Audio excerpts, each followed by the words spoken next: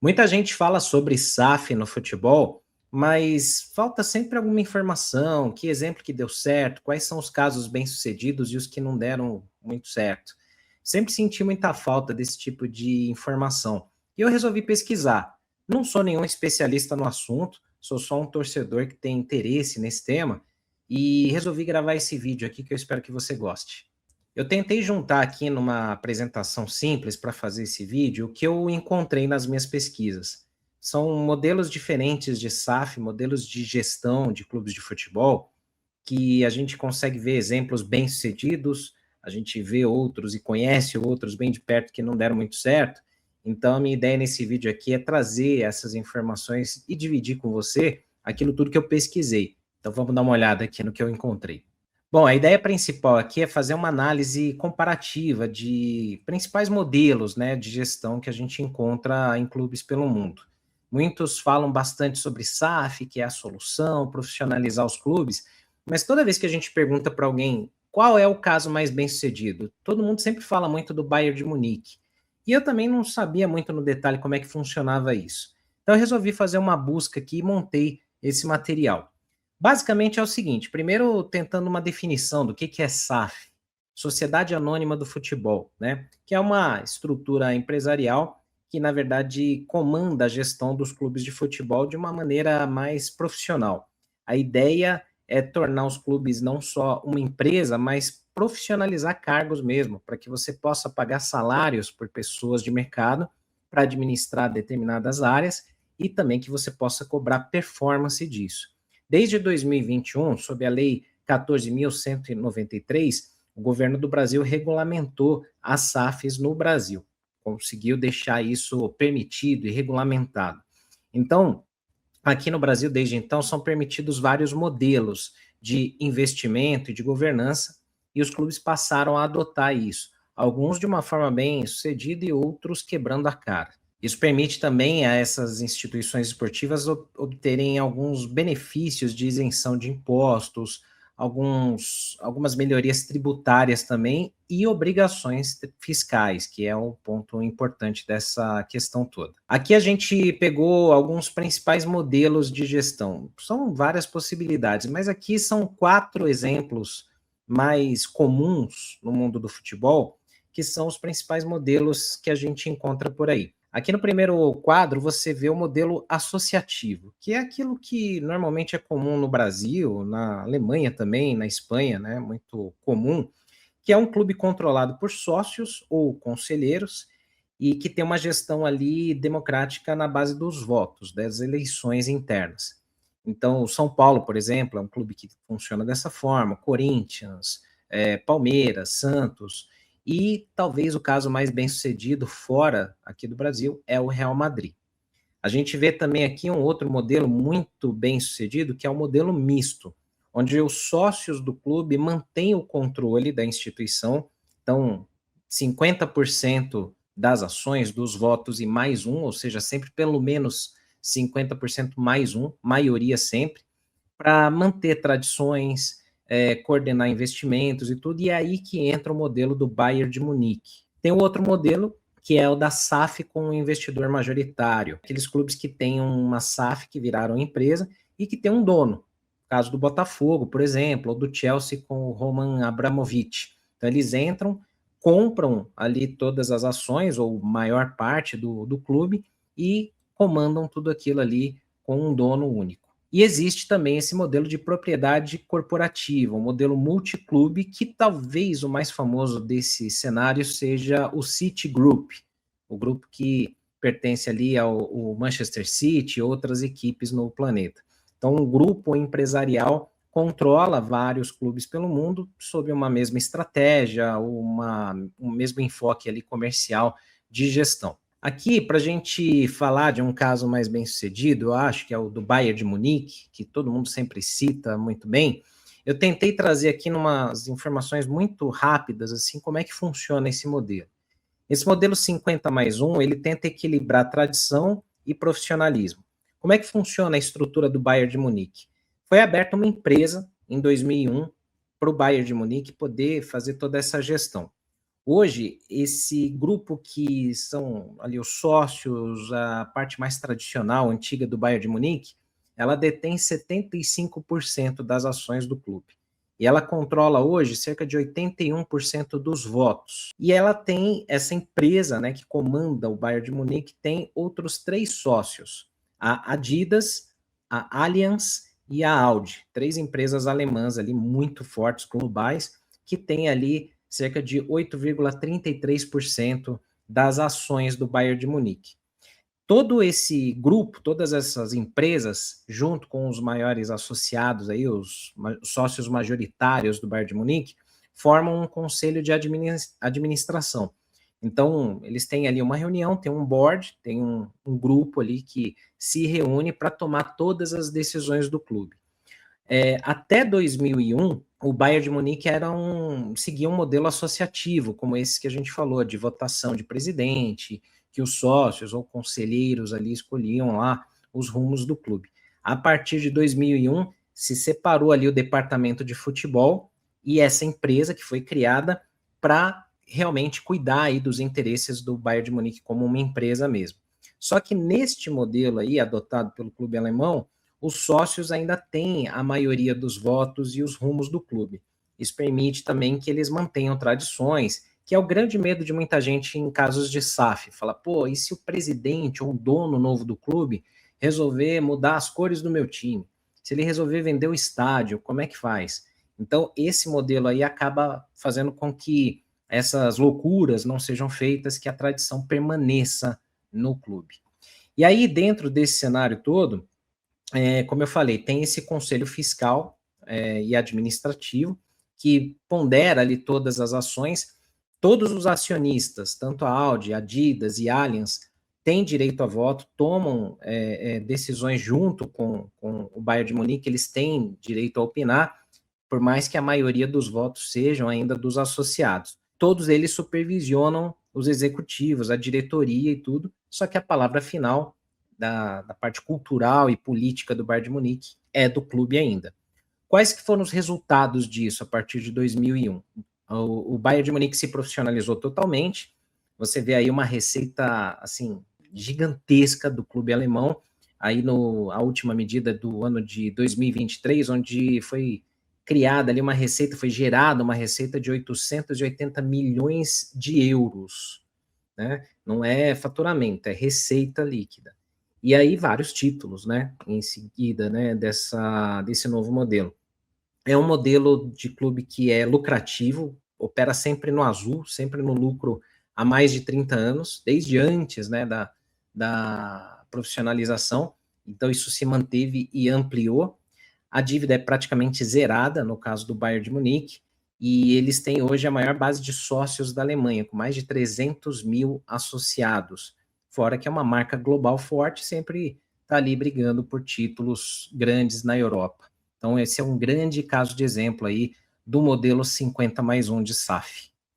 Aí a gente traz aqui também um outro modelo, que é do Liverpool, que também muita gente cita, fala bastante, que é um modelo de SAF onde tem um dono. Então, a gente sempre associa aqui no Brasil os casos do John Textor no Botafogo, ou algum outro assim que talvez não tenha sido muito bem sucedido, ou que tenha endividado muito o clube. A gente está trazendo aqui um exemplo, um caso que foi bem sucedido, que é o do Liverpool. O Liverpool passa a ser controlado desde 2010 pelo grupo Fenway Sports Group, que é um grupo norte-americano, lá dos Estados Unidos, que também é dono do Boston Red Sox, do beisebol. Fez um investimento inicial de 300 milhões de libras para organizar ali, arrumar a casa do Liverpool. Esse modelo de gestão consiste basicamente de um CEO, uma diretoria profissional, toda baseada em dados, em estatísticas e tudo mais, e foca na sustentabilidade financeira, para gerar lucro, de fato. Investimento também em infraestrutura foi feita, depois eu falo um pouco sobre isso, mas é um modelo muito comum na Premier League. O clube ele é estritamente visto ali como um ativo de negócios. Para muita gente isso é ruim. Fala assim, pô, o cara entra porque ele vê esse clube simplesmente como não sob os olhos da paixão do torcedor, mas simplesmente para dar lucro. Sim, Infelizmente tem esse ponto também, que é um risco. Mas ninguém vai colocar dinheiro de graça em lugar nenhum, ninguém vai rasgar dinheiro. Então, um investidor, seja ele no futebol, seja num banco, seja em qualquer ativo, ele vai ter que enxergar aquele investimento com um retorno em algum prazo. Então, foi isso que o Fenway Sports Group fez com o Liverpool desde 2010. Quais foram os resultados? Essa transformação do Liverpool, ela aconteceu entre 2010 e 2024. Antes, até o ano de 2010, antes deles assumirem o controle do Liverpool, a receita do clube batia ali em torno de 184 milhões de libras. Uma receita legal e tal, mas que com o tempo já ia ficando defasada. E a dívida era muito mais alta do que a receita. Eles tinham uma dívida de 237 milhões de libras em 2010. Fora que a infraestrutura estava defasada, o estádio, centro de treinamento, jejum de títulos, né? Mais ou menos como a gente encontra aqui em vários clubes no Brasil. Depois dessa transformação, aí a gente começando a medir os dados a partir de 2023, aí você já repara o salto de qualidade que dá o Liverpool. O Liverpool sempre foi um clube grandioso na Inglaterra nos anos 70 e 80, depois dos anos 90 meio que sumiu do mapa, era só uma ou outra conquista local, ficou anos sem ganhar a Premier League. Então passou a ter uma receita de 594 milhões de libras, quase 600 milhões de libras, reformou o estádio, modernizou o estádio de Anfield, hoje com 54 mil pessoas de capacidade, um centro de treinamento novinho, moderno, se tornou o clube mais valioso da Inglaterra, era o posto ocupado pelo Manchester United durante muito tempo. O United, inclusive, foi o clube que mais faturou dinheiro no planeta durante muito tempo, rivalizando com o Real Madrid. Esse posto foi perdido aí pelo Liverpool.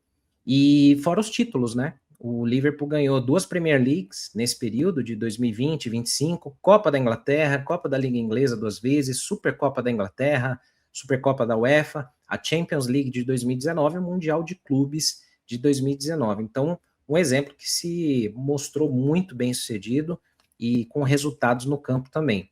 Claro que há riscos e benefícios que eu vou falar um pouco depois sobre esses modelos. Aqui são só, primeiramente, os casos que tiveram muito sucesso.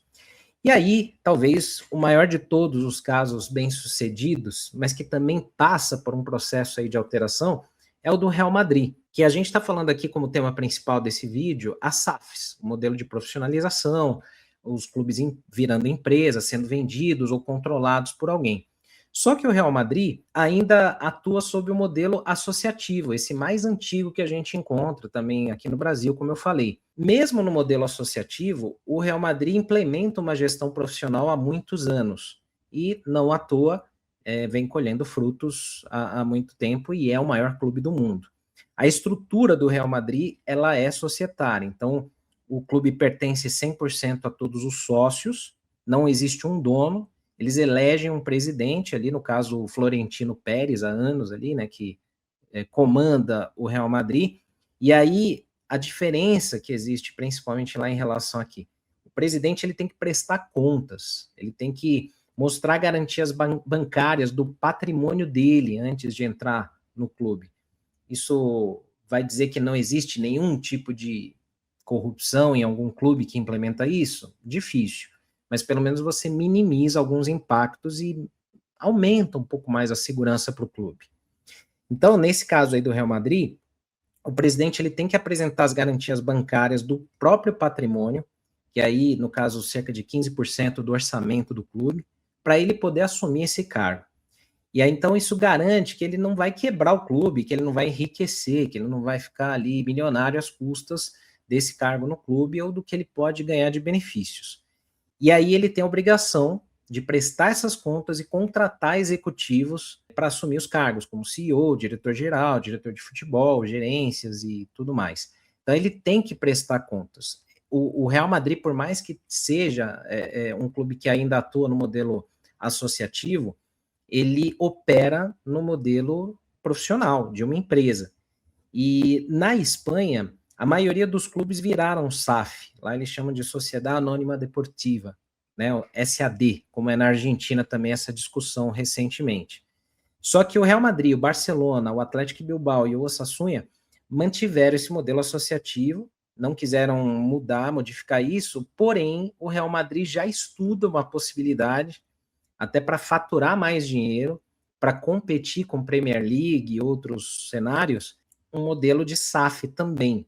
E eles estudando aí a melhor forma para se movimentar. Para eles, essa mudança vai ser muito menos brusca, porque o Real Madrid já opera no modelo profissional. Diferente de clubes aqui do Brasil, no momento que optarem ou se optarem por fazer isso, a mudança, o choque vai ser muito mais radical. Você pega um Corinthians que está aí sofrendo com dívidas, denúncias de corrupção, São Paulo, Santos, vários clubes, a gente vê que vai ser uma mudança muito mais brusca.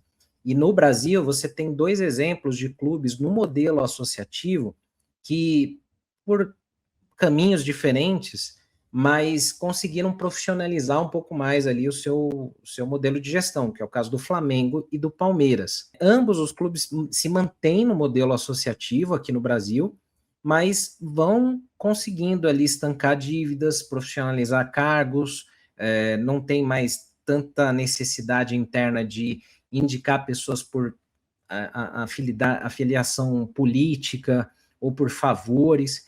Então, isso se mostra no campo nos últimos anos, com Flamengo e Palmeiras sendo muito bem sucedidos ali. É o modelo perfeito? Ainda não, mas se destoa totalmente de outros clubes que a gente vê no Brasil com modelo associativo. E mesmo nesse formato, Flamengo e Palmeiras hoje ficam até à frente de SAFs que a gente tem aqui no Brasil, como a do Bahia, administrada pelo Grupo City, ou do Botafogo, por exemplo, que era Eagle e agora está nesse debate aí com John Textor também.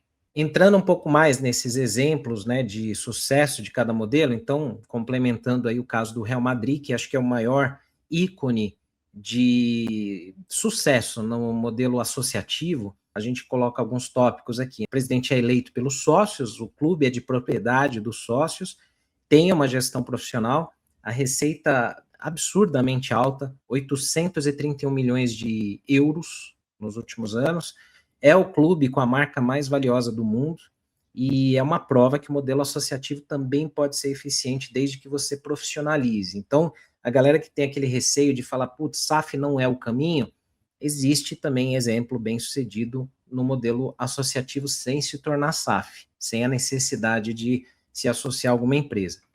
O caso do Manchester City, né, que eu falei aqui, do City Group, ele tem um dono, ele tem uma propriedade ali, multiclubes, né, um fundo de Abu Dhabi proprietário do Grupo City. Hoje eles controlam 12 clubes em todo o planeta, aqui no Brasil, Bahia, tem o Bolívar na Bolívia, o New York City nos Estados Unidos, entre outros. Eles têm um investimento ali de 1,5 bilhão de libras nesse projeto do Manchester City. A infraestrutura, eu tive a oportunidade de conhecer um pouquinho dela, quando pude viajar a trabalho para lá, e é absurdo. Eles reconstruíram um bairro inteiro em volta do antigo campo do City. São vários campos, um centro de treinamento absurdamente moderno, é praticamente um bairro mesmo construído para o Manchester City. Loja, enfim, licenciamento de produtos, é absurdo. E não à toa, o resultado também aparece aí, são 7 títulos de Premier League em 13 anos, e um modelo de investimento massivo, mais ou menos como o PSG também está seguindo ali. E aí existe um outro modelo também que a gente exemplifica aqui nesse vídeo com o Borussia Dortmund, que é a SAF de capital aberto. Faz com que o clube possa se lançar na bolsa de valores. No caso do Borussia, desde o ano 2000, eles têm ações na bolsa de valores lá na Alemanha. É o modelo 50+1, semelhante ali ao do Bayern de Munique. Então, você preserva as tradições, mesmo que chegue um louco endinheirado falando, não, agora a cor do Borussia vai ser verde e azul. Não pode acontecer isso, tem proteção em estatuto e tudo mais. O controle cultural, de tradição, o controle das decisões são dos associados ainda, né, de tudo isso. E a captação de capital público é permitida quando você se lança nesse modelo, que é o caso do Borussia. Isso impulsionou as receitas, são em torno ali de 420 milhões de euros na última medição que eu consegui apurar, e um modelo baseado muito em transparência, que é uma coisa que falta muito aqui no Brasil, né? Dos clubes poderem publicar relatórios financeiros, contratos mostrando o que fizeram, e aí talvez seja um melhor modelo, porque equilibra possibilidades de você ir para o mercado obter capital e tradição também. Então você não fica nem um lado e nem o outro, assim, radicalmente tendencionado para um lado, tipo, com o risco de algum louco chegar, querer mudar tudo, ao mesmo tempo também de você não ficar num modelo falido que não funcione mais. E aqui entrando numa análise rapidinho aqui com os prós e contras de cada um desses modelos que eu pesquisei. Falando do modelo associativo inicialmente. As vantagens, você manter a identidade preservada, então, poxa, toda a cultura, conexão com a torcida, história, escudo, cores, enfim, toda a sua cultura fica preservada, porque o controle ele é dos sócios, então é um controle democrático. Os sócios definem os rumos do clube. Essas são algumas das vantagens. Você também foca em longo prazo, você tem menos pressão por lucro imediato. Não vai ter uma empresa, não vai ter ninguém ali falando, não, mas precisa dar receita, precisa vender jogador, porque eu preciso recuperar o dinheiro que eu investi. Então, isso acaba não existindo no modelo associativo. E estabilidade, principalmente. Você não tem risco de uma venda ou uma mudança de comando tão de forma abrupta, né? Tão chocante. Essas são as vantagens do modelo associativo. Porém, nas desvantagens, você começa a observar alguns pontos aí, algumas coisas também. A limitação de capital, que eu acho que é o principal problema de vários clubes no modelo associativo aqui no Brasil, por exemplo. Então, você tem dificuldade de atrair investidores, que quem é que vai investir num clube se você não controla nada, se você não tem direito a voto, você não decide nada do futuro do clube? Você vai colocar seu dinheiro na mão de outras pessoas para fazerem a gestão? Dificilmente você vai atrair isso. Você vai atrair modelos de patrocínio, de anunciantes e tal, mas uma cogestão é muito difícil você conseguir, é praticamente impossível. A gestão política também é um grande problema, porque as decisões são influenciadas por votos. Grupos políticos mandam nos clubes. E se você pensar aí no seu time, ou em qualquer outro rival seu, você pode ter certeza que muitos estão com esse problema. Os cargos são ocupados por favores, porque o fulano é filho de não sei quem, que eu devo um favor, então eu preciso dar um cargo para ele. Nem sempre o cara que ocupa um cargo-chave no clube, ele tem capacidade para isso, é porque ele traz muitos votos para me reeleger. Então, isso é um grave problema do modelo associativo. Isso faz com que a burocracia também vire burocracia.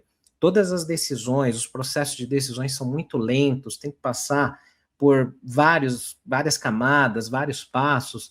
Às vezes a pessoa não vai com a cara da outra, ela rejeita um contrato, rejeita um negócio que seria bom para o clube, simplesmente porque a decisão ela é passional ou por outro viés, que pode ser político ou não. E a competitividade, você começa a ficar para trás dos clubes que têm mais dinheiro. Então, qualquer semelhança não é mera coincidência com o que a gente vem encontrando aqui no Brasil. Muitos clubes ficando para trás, clubes tradicionais, gigantes do futebol brasileiro, ficando para trás, porque não conseguem mais competir com outros que são melhor geridos ou que têm muito mais dinheiro, por SAF ou por qualquer outro motivo. E aí esses clubes ficam brigando eternamente no meio de tabela. Então aí você tem uma lista de prós e contras desse modelo associativo. Partindo aqui agora para uma análise de prós e contras do modelo misto, que seria aquele do Bayern de Munique, as vantagens são várias, né? Você tem o melhor dos dois mundos ali. Você tem investimento, entrada de capital e o controle dos sócios que vão coordenar tudo que segue ali nos rumos do clube. Você protege identidade, você evita que alguém com dinheiro chegue e mude tudo bruscamente. Então, os sócios sempre vão manter esse poder de decisão no clube.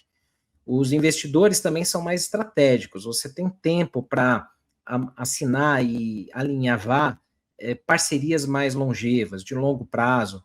Vou citar um exemplo aqui próximo nosso, né? Porque a gente fala aqui de modelos de SAF, eu estou citando muito de Europa, que é outra realidade, é outra economia. Mas se você pensar no River Plate aqui na Argentina, que tem uma economia muito instável, é um país com uma economia muito instável, Você pega o River Plate, que tem anos e anos uma parceria com a Adidas.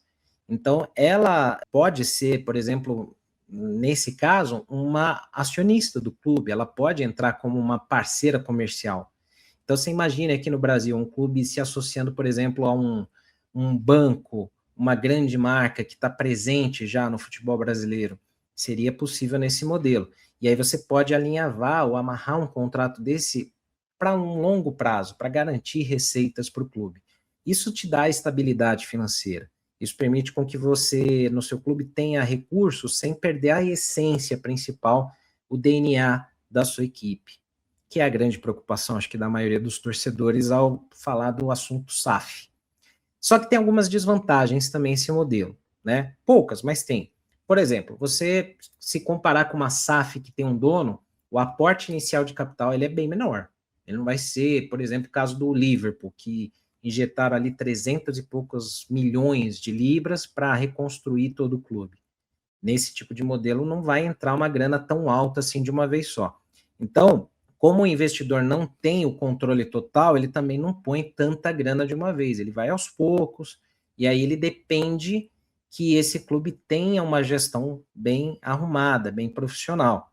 Por isso que é melhor você profissionalizar o clube primeiro, arrumar a casa para depois pensar no modelo de SAF como esse aqui, que do nada, uma mudança muito brusca, ela não vai acontecer. Isso é muito complexo, você equilibrar interesses de tantas partes diferentes, sócios antigos, conselheiros e tal, o que eles desejam, o que eles pensam para o clube e o que pensam uma empresa. Imagine, esse caso aí que a gente falou do Bayern de Munique, que tem a Adidas, tem a Allianz, tem a Audi. Imagine você um cenário aqui, por exemplo, do São Paulo. O São Paulo é um clube no modelo associativo, tem muitos conselheiros, muitos sócios, a parte de todas essas denúncias de corrupção que estão surgindo aqui, por exemplo. Imagine que o São Paulo tem ali um modelo de SAF neste modelo alemão, esse modelo misto, 50+1. São Paulo arrumou a casa, tá tudo certinho, vamos para esse modelo. Aí tem lá o Bradesco. O Bradesco fala assim: quero me associar ao São Paulo, sou um parceiro antigo, Bradesco, sei lá, iFood e outra marca. Chegam lá e falam: beleza, vamos lá. A gente quer ter uma cadeira no conselho, vamos aportar uma quantia ali de dinheiro e seremos parceiros de longa data do São Paulo.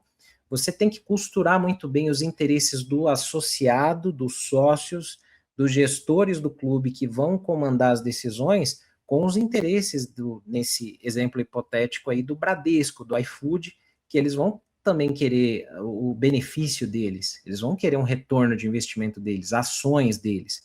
Ah, eu quero que o jogador X ali faça uma campanha publicitária para minha marca. Eu quero que, sei lá, um espaço do estádio tenha ali um camarote para relacionamento com os meus clientes. Então, esse tipo de coisa é o mais superficial, mas tem as decisões do clube. Então, isso aí é uma demanda que às vezes é difícil de conciliar num modelo como esse. Eu usei um exemplo aqui do São Paulo, mas poderia caber perfeitamente aqui para um Corinthians, para um Santos, um Fluminense, Flamengo, por exemplo, né? Então, você tem que alinhavar tudo isso. Isso gera conflitos entre gestão profissional e sócios. Será que esses clubes estariam prontos para esse choque de cultura? Então, é um ponto ali de, talvez, de desvantagem ou de muito trabalho para ser feito num modelo como esse daí. Isso demanda muita maturidade, maturidade profissional, colaboração entre as partes. Então, quando a gente pensa nesse modelo, é mais fácil imaginar que o clube tenha que passar por um modelo de profissionalização de fato, inicialmente, de arrumar toda a casa para aí sim pensar num modelo de SAF como esse aqui, que teoricamente é o mais bem sucedido, é o melhor sucedido. Aqui, seguindo nessa análise de modelos, a gente fala agora daquele modelo SAF com investidor, o cara que é o dono do clube. A vantagem principal é o aporte de capital, o aporte de dinheiro. Investimento sempre muito massivo e de forma imediata. Entra uma grana de cara que arruma a casa, geralmente, para pagar dívida, para melhoria, para comprar jogadores, enfim. Esse é o modelo mais, talvez, que os torcedores têm tido contato aqui no Brasil. Eu cito o caso do Botafogo, mas tem outros clubes, como o caso do Cruzeiro também, né? Que tem um dono, ele aporta ali um dinheiro e o clube se reconstrói. Esses donos geralmente implementam uma gestão profissional também no clube, porque não é porque é torcedor ou então um cara que tem muita grana que ele vai rasgar dinheiro. Ele vai colocar gente de confiança, ele vai ter que colocar executivos experientes, especializados para cuidar do dinheiro dele. Então, esse é o primeiro choque de cultura que existe ali. Tem que ter uma gestão profissional e ela é empurrada goela abaixo, muitas vezes. E tem clubes que não se deram muito bem por isso, tem muito conflito. Aí você também passa a ter mais agilidade nas decisões, porque você tem um dono único ou dois, né? E essas decisões têm uns processos mais rápidos, mais eficientes. E também, claro, isso já impacta na competitividade. Seu clube passa a se tornar muito competitivo nos campeonatos, porque você tem grana para comprar o jogador que quiser, você monta elencos muito fortes e tal. Porém, existem desvantagens também. Primeiro deles, um risco de perda de identidade. A torcida pode perder conexão. Você pode ir em casos mais extremos, como o cara quer mudar as cores da equipe. Um exemplo, o grupo Red Bull que comprou o Bragantino, mudou o escudo, mudou cor, mudou tudo. Está mudando estádio, demoliu tudo. Então, é um exemplo mais extremo. Só que aí você também tem outros exemplos um pouco menos extremos que esse, que é desmontagem de elenco visando lucro. Caso do Botafogo. O Botafogo ganha Brasileiro, ganha Libertadores, no mês seguinte da temporada fechada, desmontou seu elenco completamente. Aí remonta-se o elenco com outros jogadores e tal, até entrosar, até criar identidade, demora. Às vezes não dá certo. Isso também pode ser um grande risco. O foco total nesse modelo é lucro, lucro financeiro. Então, todas as decisões do dono são baseadas em retorno financeiro. Aí você pode ter um risco. Pode ser um cara que tenha dinheiro e comprou o seu clube para fazer barriga de aluguel, simplesmente para exportação de mão de obra, pé de obra no caso, né? Pega seus melhores jogadores, vende para a Europa, vende para outra filial, vende para outro clube, porque ele quer o retorno financeiro e o teu clube ali está só meio que sobrevivendo para não cair de divisão e sendo essa barriga de aluguel de empresários, de clubes. Então, esse também é um grande risco do modelo SAF com o investidor. E você tem o seu clube totalmente dependente do investidor. Se esse cara amanhã enjoar, ou se ele se desinteressar, ele vai ter que se desfazer do seu clube. Então, ele pode vender, talvez para recuperar o mesmo dinheiro que ele investiu. Ele pode vender barato para eliminar essa bucha do colo dele. Ele pode fazer o que ele quiser, ele é dono do clube. Então, você perdeu totalmente o controle sobre isso. Então, é necessário fazer todo um trabalho de investigação, de saber quem é que vai comprar o clube, para você não correr o risco desse clube fechar as portas do nada, né, de uma hora para outra. E esse modelo também acaba tendo um problema grave em relação à transparência de informações. Porque quando você tem um dono só, as decisões elas não precisam passar pela comunidade do clube, por associados, por torcida. O clube tem um dono. Então, esse modelo de SAF, ele tem um benefício muito rápido, que é a grana, competitividade e tudo mais, mas ele tem riscos. Se o clube se endividar demais e esse cara resolver vender o clube, ou também se furtar a apresentar transparência de documentos, ele pode, o clube é dele. Então aqui tem alguns fatores de sucesso assim que são mais comuns aos clubes melhor sucedidos aí no mundo, em todos esses modelos associativos que a gente viu. Governança clara, então esse é o primeiro ponto, né? Uma estrutura com decisões bem definidas, cargos bem definidos e delegados para pessoas com capacidade para exercê-los, responsabilidades, processos transparentes, tudo isso tem que ter. Visão de longo prazo, então planejamento estratégico com metas, resultados, performance, sustentabilidade, não é só botar dinheiro e seja o que Deus quiser, você tem que ter retorno, você tem que ter sustentabilidade, o clube tem que se pagar, ele tem que começar a caminhar com as próprias pernas, não pode depender só de aportes financeiros, né? Gestão profissional, primeiro ponto, né? Eu acho que deveria ser até o primeiro ali da lista. Mas executivos qualificados, como eu falei, com experiência no esporte também, negócios e gestão. Não adianta pegar um cara que, às vezes, o cara é bem sucedido num outro campo, num outro mercado de atuação. Aí ele vem para o futebol, é outro universo, não adianta. Você tem que ter profissionais ali nas suas áreas, nos seus cargos. Outro ponto também dos clubes bem-sucedidos é a infraestrutura, investimento contínuo em modernização, estádio, centro de treinamento, tecnologia, captação de recursos, relacionamento com fãs, com torcedores. Você tem que se modernizar. Não adianta ficar naquele discurso, ah, não, a arena é para boi, ah, eu não quero meu estádio modernizado, prefiro tomar chuva porque eu sou raiz. Cara, não dá para pensar nisso. Hoje o estádio é uma das principais fontes de receita dos clubes. Você tem que modernizar o estádio.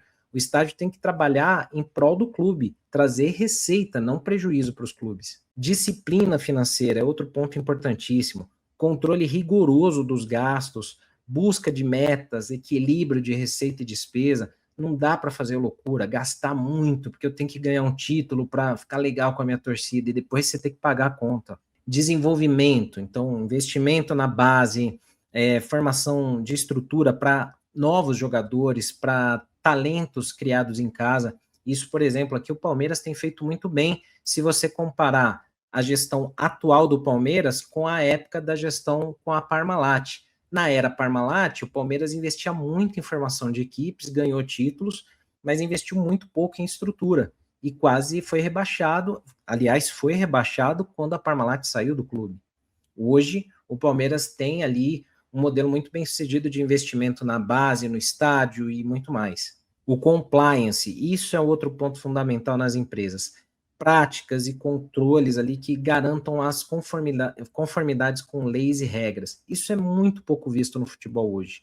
Então, conflitos de interesses que acontecem por aí, você tem que ter uma forma de gestão que evite isso. Você não pode ter nepotismo em cargos, você não pode usar cargos importantes do clube como cabide de emprego. Isso não passa por um modelo profissional de trabalho. Em qualquer modelo de SAF ou associativo, isso não pode acontecer. E transparência, que, poxa, parece até básico falar isso, mas a transparência é fundamental. Você disponibilizar relatórios financeiros, informações de maneira acessível, clara, para que possam se entender ali os processos, os resultados, as decisões, tudo isso tem que ser transparente para os sócios, para toda a comunidade dentro do clube, mas também para o seu torcedor. E aqui um quadro que mostra uma comparação bem rápida desses modelos que a gente falou aqui. Então, no modelo associativo, no modelo lá do Bayern de Munique, que é o 50+1, e o de SAF, que tem um dono. Então, você vê aí, primeiro o controle, né? No associativo, 100% dos sócios. No modelo lá do Bayer, é pelo menos 50+1, 51% ou 50+1, mas sempre a maioria é dos sócios, e o restante você pode vender, ou entrar na bolsa, ou, enfim, fatiar entre investidores. E no caso do investidor majoritário, o percentual total, ou grande parte dele, é do dono, do investidor. Captação de recursos, você vê ali que ela é mais limitada no modelo associativo e altíssima no modelo de SAF com dono, né? Porque entra um aporte financeiro, como a gente falou. A velocidade de decisões, muito lenta no associativo, muito mais rápida quando você tem um dono, isso é bom e ruim. A preservação de identidade nos dois modelos, tanto o associativo quanto o modelo alemão aí do Bayer e do Borussia, ela é alta, você garante as tradições do clube. A transparência também segue a mesma linha. No caso da SAF com o dono, ela fica ameaçada porque o dono escolhe como fazer. E aí você tem alguns riscos, né? A instabilidade é um risco muito baixo no modelo tanto associativo quanto no 50+1. Só que no associativo não significa que você também não está sujeito a instabilidades. Pelo contrário, se a gestão não for profissional, o risco é altíssimo. Na competitividade financeira, aí são os modelos profissionais de SAF mesmo, tanto o modelo alemão de 50+1, como o investimento de uma SAF de um dono único. Aí a competitividade acaba sendo muito maior. E aí você tem alguns exemplos, né? No modelo associativo Real Madrid-Barcelona, que a gente colocou aqui como exemplificação. No modelo 50+1, Bayern de Munique e Borussia, que foi mencionado aqui no vídeo. E no caso de SAFs com donos únicos, você tem o Liverpool, você tem o City, você tem o PSG. Não necessariamente um dono único, mas um grupo que comanda o clube ou um investidor único. Então, você tem aí alguns exemplos de como que isso segue. Agora, como que um clube escolhe o modelo ideal para isso? São vários fatores, né, para você ter a influência numa decisão para esse passo, que é muito importante. A situação financeira do clube. Quando o clube está muito endividado, aí não tem o que fazer. aí você tem que tentar estancar a hemorragia financeira o mais rápido possível. Você acaba aceitando ofertas, às vezes, muito baixas, como foi o caso do Cruzeiro, quando o Ronaldo, fenômeno, comprou o clube, né? O clube estava a ponto de sumir, né? Com todo respeito ao Cruzeiro, mas realmente o jeito que deixaram o clube foi terrível. Então você tem ali, por exemplo, um clube do tamanho do Cruzeiro, que é gigantesco, sendo vendido praticamente pelo valor que o Palmeiras vendeu o Endrick. É absurdo, mas é a necessidade. Quando o clube está mais saudável financeiramente, ele consegue escolher melhor as ofertas, consegue trabalhar modelos mais conservadores, então a situação financeira é um ponto principal aí para a decisão de virar SAF ou não e em qual modelo. A cultura e identidade é um ponto importante. Eu vou abrir o meu clube para um investimento que o investidor que possa ter controle total. Como é que eu protejo a essência, o DNA do meu clube? Como é que eu trabalho isso? Isso é um ponto importante também. Será que o modelo do Red Bull com o Bragantino é o que me atende? Salva o meu clube, mas aí eu posso mudar cores, mudar logotipo, mudar minha essência? Ou não? Então, esse é um ponto importante. A ambição esportiva do clube também é outro ponto. Onde eu quero chegar? Eu quero ser só um lugar que vai fornecer mão de obra para a Europa e está tudo bem? É claro que todo mundo vai querer ganhar título, todo mundo quer ser campeão. Mas na prática, como é que isso vai acontecer? Eu vou ter investimento? Eu vou comprar jogadores? Então, esse é um ponto também de definição. Qual que é o plano de crescimento do clube? Dependendo disso daí, você pode optar por um modelo melhor de SAF ou de profissionalização do seu clube. E a maturidade institucional, que aí, principalmente para o modelo alemão, que a gente citou aqui, é um ponto-chave. Meu clube está pronto para ter alguém de fora mandando? Ou meu clube está pronto para que as pessoas que comandam ele hoje consigam ouvir executivos de investidores ou de marcas, de empresas externas? Eles vão conseguir trabalhar em conjunto ou não? Eu tenho um modelo que é muito fechado, que não se ouve ninguém, e a gente sabe como conduzir o clube, aí realmente vai ser um problema. Então, como conclusões aqui, para não alongar muito o vídeo, porque ele acabou ficando gigante, né? Mas, assim, não existe um modelo ideal, não tem uma receita de bolo de você falar, poxa, esse aqui é o modelo principal, sigam por esse aqui, tá tudo certo. Não dá para cravar isso de nenhuma forma. Cada clube tem que escolher conforme o seu contexto. O sucesso, ele vai, como coloquei aqui, depender muito mais da forma que você executa. Você pode ter um modelo associativo, mas trabalhar como uma empresa, muito ali regrado, muito abalizado em governança clara, transparente, com compliance, e você pode ser muito bem sucedido. Assim como tem SAFs com investimentos altíssimos que quebraram os clubes. O caso do Manchester United é um grande exemplo. A família Glazer comprou o clube, endividou um clube que não tinha dívida. Acabaram com o Manchester United e é um exemplo catastrófico de SAF. Ao mesmo tempo, você tem outros modelos muito bem sucedidos, como a gente mostrou aqui. E no associativo também. Então, isso varia muito. O que passa muito por governança, profissionalismo, disciplina financeira, isso é necessário, é essencial. Nenhum modelo funciona se não tiver isso implementado de fato. Dentre todos esses modelos que eu pesquisei, que eu tentei obter informações, o modelo alemão do 50+1, que a gente colocou aqui com esse título, ele parece ser o mais equilibrado. Então, ele trabalha ali muito a modernização do clube, a captação de recursos, mas mantendo uma tradição, um controle, desde que o seu clube tenha maturidade suficiente para que quem comande ele consiga dialogar com empresas e investidores, porque senão ninguém vai colocar dinheiro. É a mesma coisa que você chegar no Corinthians hoje ou no Santos e falar, olha, eu tenho aqui a Coca-Cola querendo investir, só que ela quer opinar nos rumos do clube. Aí chega lá o diretor do clube e fala, não, agora eu vou gastar tanto em jogador X. Se a Coca-Cola não quiser e ela perceber que não vai ser ouvida, ela sai rapidinho do clube. Então, esse tipo de coisa não pode acontecer. É um modelo mais equilibrado, mas ele requer maturidade. E essa decisão deve considerar muito, né? Como eu falei, a situação financeira do clube. Se o clube está muito quebrado, ele não vai ter muito como escolher, não vai ter poder de barganha, pode ceder a cultura do clube para uma marca, pode ter ambições pequenas naquele momento, e aí o trabalho a longo prazo acaba ficando complicado por uma decisão errônea de momento, porque você precisava da grana. Então, são vários pontos aí a serem analisados. Então, amigos, o ponto era esse, era tentar dividir com vocês um pouco do que eu consegui pesquisar, um pouco do que eu consegui obter de informações.